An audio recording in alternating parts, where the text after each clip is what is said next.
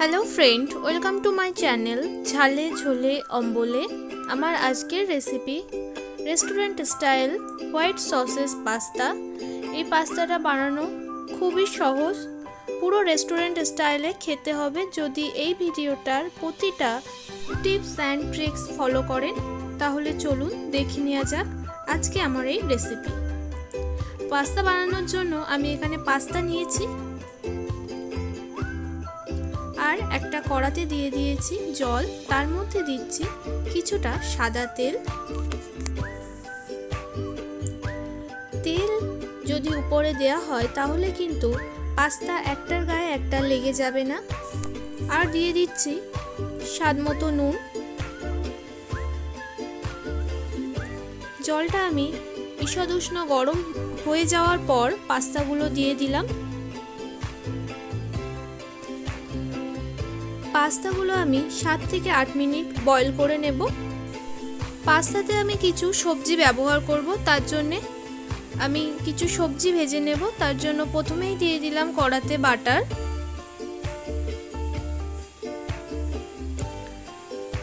বাটারটা ভালোভাবে মেল্ট করে নিতে হবে।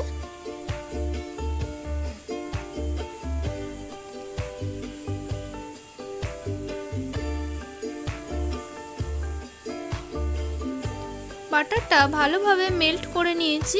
এখন এর মধ্যে দিয়ে দিচ্ছি একটা মিডিয়াম সাইজের ক্যাপসিকাম আমি ব্যবহার করেছি, আর ছোট ছোট কিউব করে আমি কেটে নিয়েছি। দিয়ে দিচ্ছি কিছুটা বেল পেপার। আমি এখানে ইয়েলো বেল পেপার ব্যবহার করেছি, আপনারা চাইলে রেড বেল পেপার ব্যবহার করতে পারেন, সুইট কর্ন ব্যবহার করতে পারেন। আর দিয়ে দিচ্ছি কিছুটা পেঁয়াজ, আমি ছোট ছোট করে পেঁয়াজ কেটে নিয়েছি কিউব করে। সমস্ত কিছু আমি 1 মিনিট ভেজে নেব। গ্যাসের ফ্লেমটা মিডিয়ামে রেখেছি। আর এর মধ্যে দিয়ে দিচ্ছি ছোট ছোট চপ করে রাখা রসুন। আমি এখানে 8 থেকে 10টা রসুনের কোয়া নিয়ে একদম চপ করে নিয়েছি। রসুনটা বাটারের মধ্যে প্রথমেই দেবেন না, তাহলে কালারটা ডার্ক হয়ে যাবে রসুনের, এবং হোয়াইট যেই ব্যাপারটা পাস্তার সেটা থাকবে না, আর টেস্টটাও ভালো আসবে না। 2 মিনিটের জন্য আমি একটা ঢাকা চাপা দিয়ে দিচ্ছি।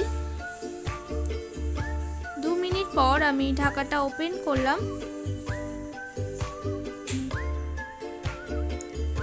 ভেজগুলো আমার অলরেডি সেদ্ধ হয়ে গেছে।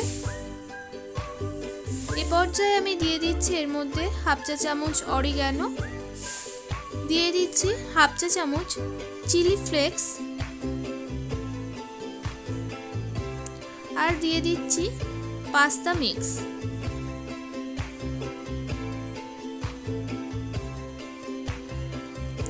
সমস্ত কিছু আবারও একবার ভালো করে মিশিয়ে নেব। আর দিয়ে দিলাম স্বাদমতো নুন।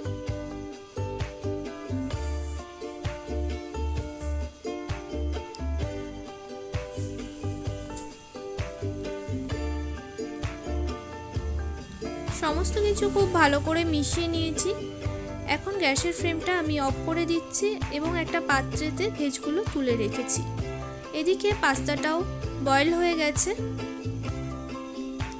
একটা পাত্রে পাস্তাগুলো আমি তুলে নিচ্ছি। পাস্তা কিন্তু একদমই জলে ধোবেন না। যদি ঠান্ডা জলে পাস্তা ধোয়া হয় তাহলে কিন্তু পাস্তার স্বাদটা পুরোপুরি নষ্ট হয়ে যাবে। পাস্তাগুলো কিন্তু খুব সুন্দর বয়েল হয়েছে।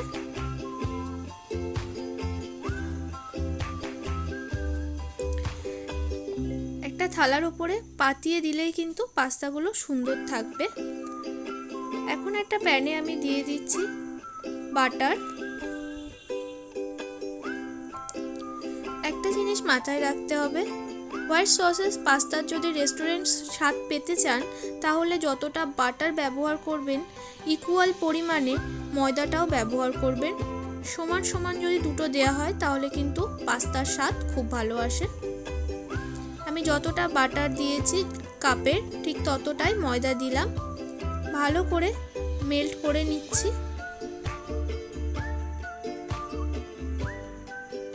গ্যাসের ফ্লেমটা মিডিয়াম টু লোতে রেখে হোয়াইট সসটা আপনারা বানিয়ে নেবেন। খুব ভালোভাবে মেল্ট করবেন যাতে ময়দার কোনো ডেলা না থাকে ব্যাটারটার মধ্যে। এখন আমি এর মধ্যে দিয়ে দিলাম দুধ। দুধটা আমি আগে থেকে ফুটিয়ে নিয়ে ঠান্ডা করে রেখেছি।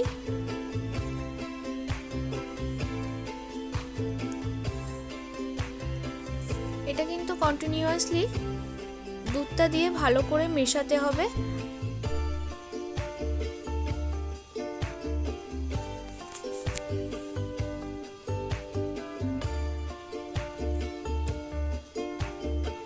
গ্যাসের ফ্লেমটা মিডিয়াম টু লোতে রেখেই কিন্তু রান্নাটা করবেন।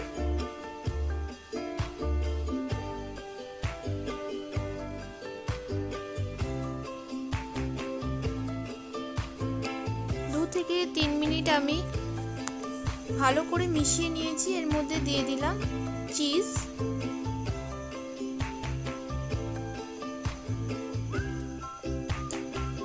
চিজটা ভালো করে মেল্ট করে নেব।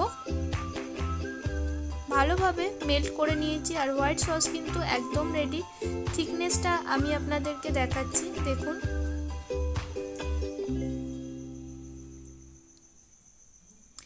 এখন আমি এর মধ্যে দিয়ে দেব বয়েল করে রাখা পাস্তা।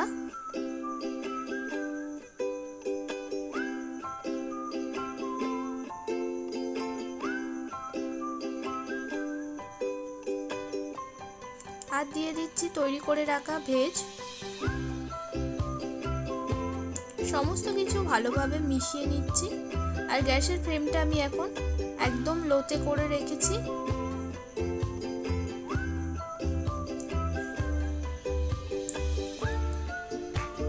দিয়ে দিলাম এর মধ্যে নুন, স্বাদ মতো নুন আমি ব্যবহার করলাম। দিয়ে দিচ্ছি চিলি ফ্লেক্স।